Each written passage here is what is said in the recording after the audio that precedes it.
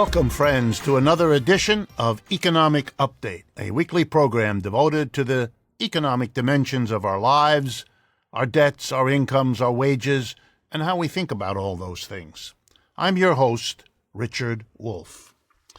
Well, today I want to begin with Warren Buffett, one of the richest people on this planet, who recently at a meeting of his Berkshire Hathaway Corporation commented on the growing interest in socialism and the comparisons between socialism and capitalism. He avowed that he was a 100% capitalist, which came as an immense surprise to nobody. In addition, he answered a question with a remark I thought was extraordinary. Quote, "I am afraid capitalism will always hurt some people." Well, coming from a person who is never in the group some people, this was an extraordinary remark. Because if capitalism will always hurt some people, and if today a whopping majority of people feel hurt by capitalism, then even by Mr. Berkshire Hathaway, Mr. Buffett, even by his lights, maybe a question ought to be asked. He also boasted that he didn't think socialism would come here in the next 50 to 20 to 30 years. That reminded me of President Trump, whose State of the Union message was that socialism would never come. All I can say is Mr. Buffett and Mr. Trump are part of a group. It's the group of all those leaders in all those countries just before they went socialist who said the same thing. Let me turn now to the economic updates for today. The big one that several of you asked me to speak about is called the college admissions scandal. It turned out that a clever hustler named Rick Singer got an awful lot of people to give him an awful lot of money, we're talking millions here, to arrange for their children to get into prestigious universities. He did this in a number of, I was about to say unorthodox ways, but that would be inaccurate. Let me tell you what he did. He bribed coaches to make up stories about how these young people were great athletes when they weren't. He arranged for others to take tests for them because their performance would have gotten them no chance at all. He bribed folks for changing grades that weren't so good. Caught up in the scandal were famous actresses, Lori Loughlin and Felicity Huffman. To make matters worse, some of the people who gave him huge amounts of money then took that money off of their income tax for tax purposes, claiming it was a contribution to the school. You really have to admire their courage. One Chinese couple in China paid Singer $6.5 million to get their daughter into Stanford University, where she is today. Why am I bringing this up? Well, I want you to understand, if you don't already, what inequality means. And here's a juicy example. It means people who can't make it in other ways use their money to do what their brains, for example, don't allow them to do. You can't get your kid into school? Buy the way in. That's what inequality does. Most people get away with all of that because that's how our system works. Occasionally, it's so gross, as in this scandal, that it gets out into the public awareness and we tell each other stories about how it shouldn't be. So let me add a story, a little different. I was a student at Harvard in my undergraduate life, and one of the things that surprised me was that there were so many in my dorms who didn't want to be there, who weren't happy there, who had no interest in education, who couldn't do the work that was asked of them. Not because they weren't smart, but because they weren't interested. And when I asked them, well, why are you here? They told me my parents bought my way in. And there was no conversation. I had to do it. So the irony is, even for many of the young people involved, this is not a happy outcome. But I want you to keep in mind that when people flash a college degree, a university degree, a Harvard degree, a USC degree.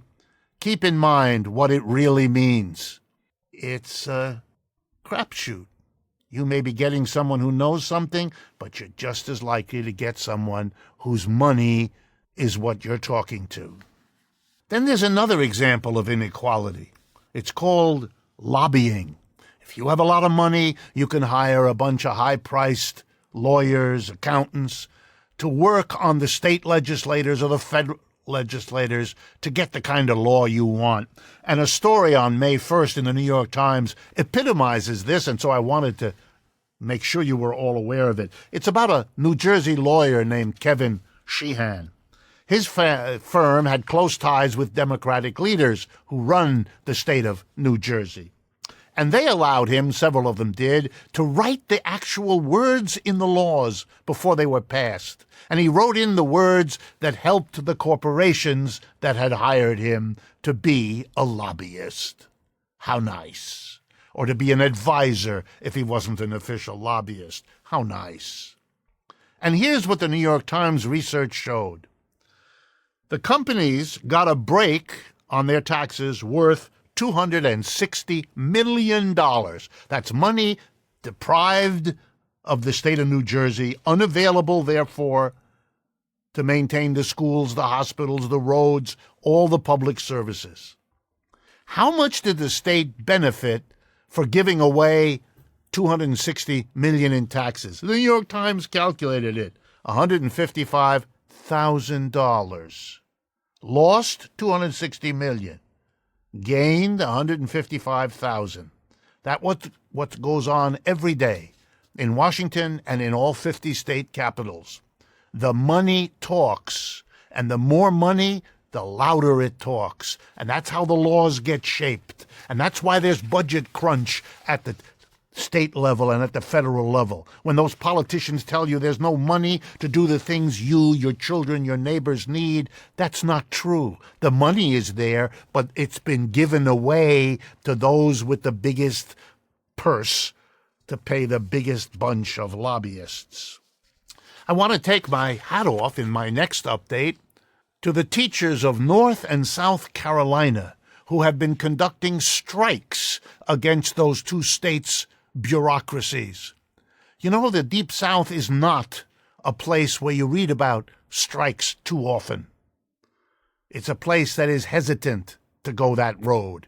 But it's been too much for too long for the public school teachers of North and South Carolina. Both of them, around May Day, staged major public strikes and actions, saying that the children of the state have been neglected by no funding for the schools, inadequate funding for the teachers, who are among the lowest paid in the 50 states of the United States. Nor did those teachers shy away from pointing the finger where it belongs. Not really at the politicians, because they're just puppets.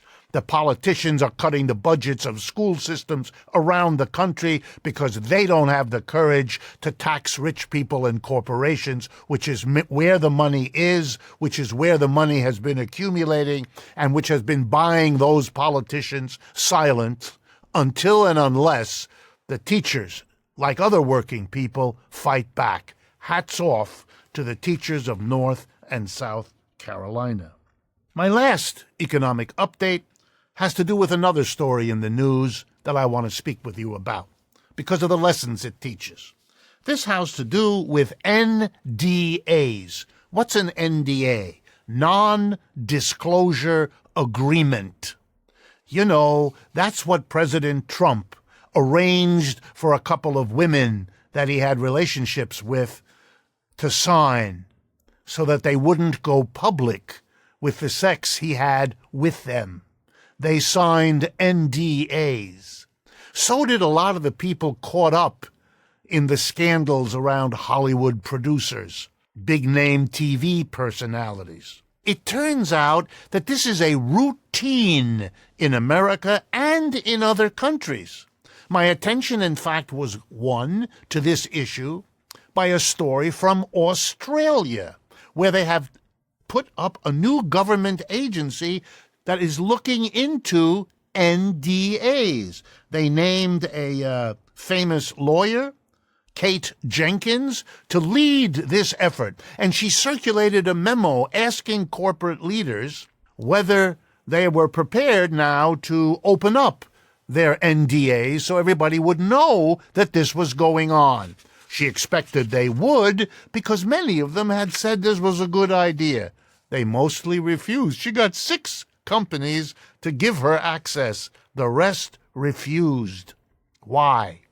Because NDAs are a way for wealthy people to buy their way out of being held accountable for what they do. You violate someone's privacy. You abuse someone sexually. And you are afraid that the victim may say something. So you say to the victim, "I'll buy your silence." How much? And then you negotiate the price. And of course there's a threat, because if the victim doesn't agree, then you're going to throw lawyers and public relations slime against them. Very scary. Most people sign. The BBC in London recently did a study and discovered that universities in that country, over just the last 2 years, paid out $110 million in NDA agreements. In the United States, millions have been paid to just a few that caught the public eye. Mr. O'Brien in the Fox empire, Mr. Weinstein in Hollywood, and so on. Wow. It turns out that New York State has a law, but like so often, the law is window dressing. Here's what the law says. You can't have an NDA between an employer and an employee unless the employee agrees to request one. Okay, so the employer, instead of saying, "Sign this or I'll really hurt you," he now says, "Ask for this or I'll really hurt you." You haven't changed anything, and you won't, not with this reform or another, because this kind of abuse and behavior, with its countless victims, is a result of a working system, a job system, a workplace arrangement in which some people have power and a lot of money and other people don't. The inequality of wealth and power built into our capitalist enterprise is an invitation that has been accepted by countless top executives, people above other people in the hierarchy of capitalist enterprises, abusing their economic position for whatever other needs they have, and coercing those below them to accept a deal for money and silence. Is it ugly? You bet. But don't think that this or that rule imposed by the company or by the government is going to get around the problem. It's the system's inequality that lies at the root of this behavior. If you reorganized enterprises so that they were democratically organized with everybody with an equal voice, then you would see this behavior stop. We've come to the end of the first half. Please remember to support us at YouTube with youtube.com/democracy at work. Use our websites, rdwolf.com and democracyatwork.info. Follow us on Facebook, Twitter, and Instagram, which you can do by that. And as always, thank you to our Patreon community for the support and encouragement that makes all this possible and that we appreciate enormously. Stay with us. We'll be right back.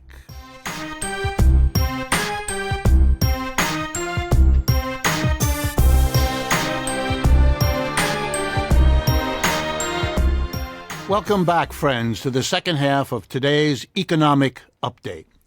It is my pleasure to introduce a remarkable man whom I've asked to join with us because he can tell us stories and realities we would not otherwise have access to. His name is Victor Grossman. He was born Stephen Wexler, a New York red diaper baby of the 1930s. As a Harvard student, which is where he went to school, he joined the Communist Party. He also served in the U.S. Army and settled in East Germany at the end of the war. He became a freelance writer and a popular speaker in East Germany, where he has lived, in the city of Berlin, ever since. In 2003, he published a book called Crossing the River, a memoir of the American left, the Cold War, and life in East Germany. He has recently published a new book, which is part of why I asked him to join us today. That book is called A Socialist Defector: From Harvard to the Karl Marx Allee, which is a major street in Berlin. If you're interested in some of the specifics and particulars of his remarkable life, take a look at this new book, and it'll give you many details. Victor, welcome to the program. Glad to have you. Thank you. Okay. I would guess my listeners and my viewers will want to know, as their first question, give us an idea of why you made a decision as an American student, as an American GI, to spend the rest of your life in East Germany. What was that about? It wasn't voluntary, really. It was because I had been an active leftist at Harvard before, then, and after, partly as a red diaper baby, and then I was drafted. I was lucky not to be sent to Korea, but to West Germany at that time, hoping that the army would not check up and find that I had been a leftist and had not admitted that when they filling out as a questionnaire, because if they caught me that I had been lying, 5 years sentence was possible. So when I found out that they did find out about my past, I saw 5 years, my God, and that's when I decided in real panic to desert. And I did in a very dramatic way. I deserted by crossing from the American zone of Austria to the Soviet zone, which meant swimming across the Danube River. And I managed that really in panic, but safely. As you see, I arrived safely. So you've lived the last several decades of your life in East Germany, what was then the official name, the German Democratic Republic, the DDR, as it was called there. Having lived there, having lived in that society, give us your sense of the strengths and weaknesses, what you think was an accomplishment we can learn from, and what was something we need to learn to avoid.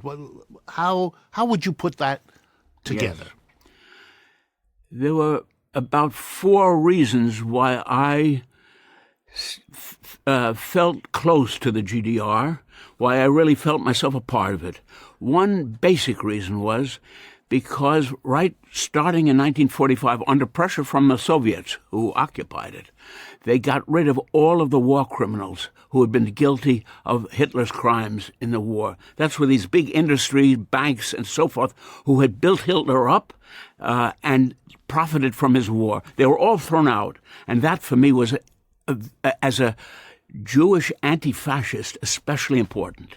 The second thing was because East Germany, as opposed to West Germany, supported Allende in Chile, South African freedom movement, the anti-Franco movement in Spain, North Vietnam. These were things which were part of my upbringing, always for the underdog, and I've supported. A third reason was because the GDR, in its way, which was very complicated, that I would come to with the bad parts, but it was trying to establish a society where nobody was poor, where poverty was done away with. And it largely succeeded in this. In fact, one of the main things I think of when I go through the streets coming now to visit the States again, in all the years, 38 years I lived there, I didn't see one single person sleeping in the street or one single beggar. And to add to that, they succeeded with a certain basic tax that all medical expenses were covered, everything, including all prescription drugs. You never paid a penny more. And education the same. I went to college. My 2 sons went to college. We not only paid no tuition, you got a certain amount every month to cover basic expenses. Things like that. The same with maternal leave, and childcare was free. These were good things that I liked. as for the bad things, because of this, because they chased out all these big shots and huge economic things, and because a lot of people never really appreciated this or liked, or some people took it for granted, this after a while, that they didn't pay only a tenth of their pay for rent, for example. They were constantly under pressure from the West, constantly, and little East Germany, which is only a third of Germany, could never compete with rich West Germany with all its modern commodities and its Marshall Plan money, etc. It could never compete. It was able to make sure that everybody had enough to get along, but an awful lot of goods were missing. Good, nice cars, even many fruits, bananas were short, for example, many other commodities, and this put them at such a disadvantage that many people thought, gee, we want to go across. And this forced, this meant a degree of repression, which was the basic negative part of East Germany. Repression in terms of, give us a little sense of what that meant. Well, there was no freedom of the press, for example. The press, the publications, all the media were basically directed by the Central Party. That means there were variations and there were phases where it was stricter and less strict, but by and large, there was no freedom of the press. And also, people were not afraid of the Stasi and everything, where they said this secret state security. They talked freely in private terms and generally, but in public, at meetings and so forth, people were careful as to what they said. They wouldn't be thrown in jail, but they might not get a bonus, they might not get a promotion, they might not get this or that perk or advantage. Okay, let's move forward. In 1989, 1990, the Soviet Union imploded on itself, Eastern Europe shifted, and in Germany there was a reunification. The East and the West, which had been separate countries since the end of the Second World War, were reunited. Tell us what that meant for Eastern Germany, to be reunited in one country. How has that changed Germany? What's your sense of the significance of this reunification for Germany then to become the dominant economy of Europe and all the other consequences? Well, the positive side, which is very strong, is that families which had been divided were able to get together. East Germans were able to travel to Western countries, which had been very difficult, very, very difficult. They could travel to the East, but not to the West, except pensioners could, but others were limited. So there was free travel and a huge new array of modern commodities. The shops were full, the department stores and the supermarkets were full. This was a big advantage. And of course, the pressures I spoke of in the media, they became much more, sensational. There was now advertising. We didn't have advertising in East Germany before, basically. But the disadvantage was that almost from the start, within the first 2 years, the entire industry was destroyed. The entire industry of East Germany and most of the agriculture as well, which meant that millions were out of jobs. And not only that, but youth clubs were disbanded. Child care became expensive. Medical care was still much better than it is here in the United States. But it meant now that you had to pay for your glasses, you had to pay for your hearing aids, you had to pay for prescriptions. So there were many disadvantages, and especially you weren't sure of a job. You didn't know what was going to happen tomorrow, and you were willing to work overtime or weekends just so that you wouldn't be fired. This was one of the differences. Wow. All right. Here's a question that two people asked me to ask you. What would you say, based on your life in a very different society, what are the things that the United States could learn from what Eastern Germany did for those years that it was the German Democratic Republic? Well, of course, it should not learn from the repressive side. Clearly. But then the little GDR was always under pressure from outside. That led to this repression. They were defending themselves. As I used to say, a besieged fortress is never very tolerant. But what they could learn is, I think, that only when you get rid of these huge, huge millionaires and billionaires, you quoted one earlier, I think they will never permit most of the people to have a free and decent life, I think it will get, with every crisis, it will get worse. It means that I think they should learn that only by taking over production into the hands of the people who work on it, and with the experts, of course, who learn to do that, I think this is the only way to solve the dangers, ecological, the danger of atomic war, this terrible gap between the very, very wealthy and the very, very poor, which I notice every day here. I think this could be altered and done away with if you got rid of the main winners, the main profiteers, which are the extremely wealthy and their companies. Do you have a sense of the Cold War, this extraordinary period from 1945 roughly until 1989, for lack of a better term? What did it mean? You lived your life, in a sense, on the other side. How does it look, looking back? What was that period? What was it about? Well, it was extremely tense because the GDR was always conscious of the fact that West Germany officially wanted to take over.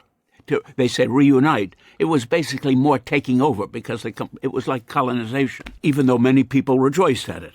But this conflict between East and West was fought out every evening on the TV screens because West German television was always telling the people in the GDR how bad things were. And the GDR television was trying to tell them how good things are. Interestingly, the West German television, right or wrong, was very skillful, more skillful than the GDR, which was often, not always, but often very dull. So that there was this constant, based on TV, was the main manifestation of the Cold War, and a constant question.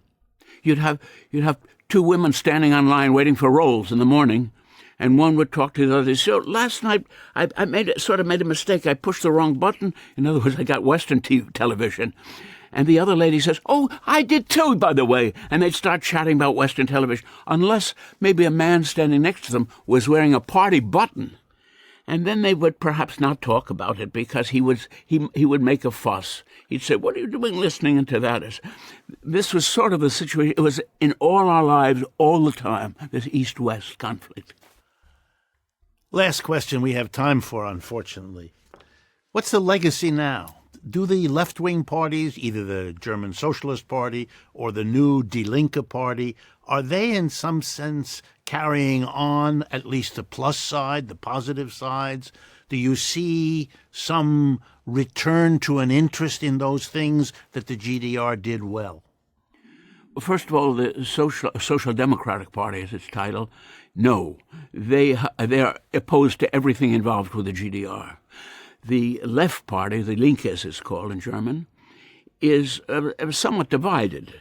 Many members of this left party say, we don't want to return completely to the GDR, but some of the things were very good, that you had job security, cheap rent, and things like that. Victor, I wish we had more time. Thank you for your reminiscences and your thoughts. Thank you all for listening. A glimpse, without good guys and bad guys, to the strengths and weaknesses of another socialist effort is something I thought would be worth bringing to your attention. I look forward to speaking with you again next week.